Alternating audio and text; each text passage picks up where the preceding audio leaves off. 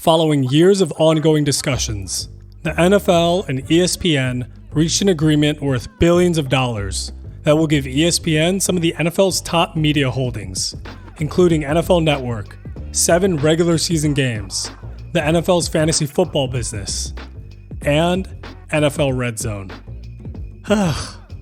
This means that starting in the 2026 NFL season, RedZone will officially be moving over to the dark side. This is a complicated deal, and not all the details have been released because it hasn't been officially announced yet. But the NFL community is upset, to say the least.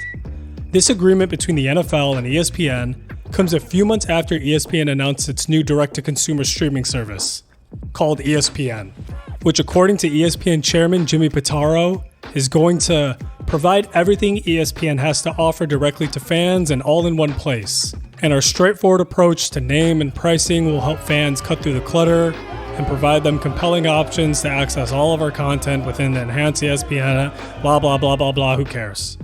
This new streaming service will be priced at $299 per year. Great. This deal still needs to go through regulatory approval, which could take 9 months up to a year, but I'm sure ESPN will be pushing as hard as possible to get this done as the 2026-2027 NFL season ends with ESPN's first ever Super Bowl broadcast. But hey, some of you might be thinking, why are you so upset? What if it's just the same thing and nothing changes? Oh, do I wish to have that level of naivete? During Week 15 of the 2024 NFL season, RedZone strayed away from its core principles and ran ads during what was supposed to be 7 hours of commercial-free football. The NFL cited this as a test run and displayed ads for NFL partners like Gatorade, Verizon, Visa, and Lowe's that ran for 10 to 15 seconds each, with action still visible on half of the screen, which still understandably made many people upset and betrayed. Scott Hansen posted an apology video on Twitter later in the week for using the commercial-free phrase at the start of the broadcast. So in Week 16, with the Octo Box on the screen, instead of leading into the first game with a catchphrase we all know and love, Scott Hansen instead said that it's 7 hours of RedZone football.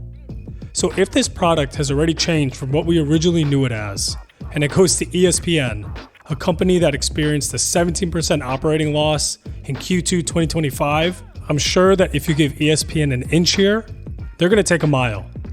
I'm confident ESPN saw that people were upset with the split screen ads during Week 15, but they know that people love RedZone too much to quit it altogether, even if it's not the format that they once knew.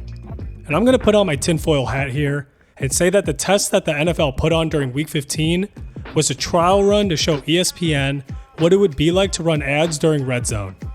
There's also been a history of ESPN acquiring the rights to already established sports IP like Wimbledon or the US Open, and fans of the sport complaining that the quality of the broadcast has gone down, and that there's too much focus on pre-show and post-show rather than the matches themselves.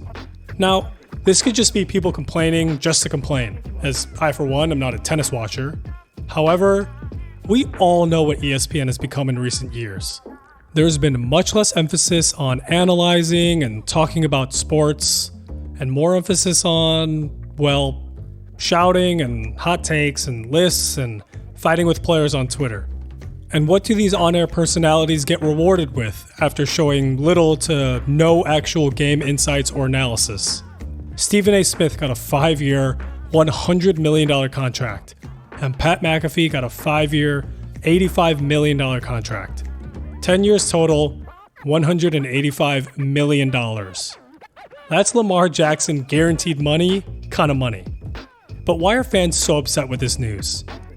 RedZone was the last bastion of football media untouched by the bombardment of advertisements that we get subjected to as fans when watching sports. RedZone prided itself on not showing ads and keeping the broadcast solely focused on what it was covering, football, and nothing else. Some people hate RedZone. Some people love RedZone. But before last season, it always stayed true to what it was. Octo boxes, witching hours, Scott Hansen going crazy, multiple game winners going on at the same time. all without a single ad on the screen. Will RedZone change when it's in the hands of ESPN? I sure hope not, but who knows? But I can say with 100% confidence that if I ever, even for 1 second, see Stephen A. Smith, Pat McAfee, or so help me God, Kendrick Perkins on my screen while watching NFL RedZone, I will never watch it ever again.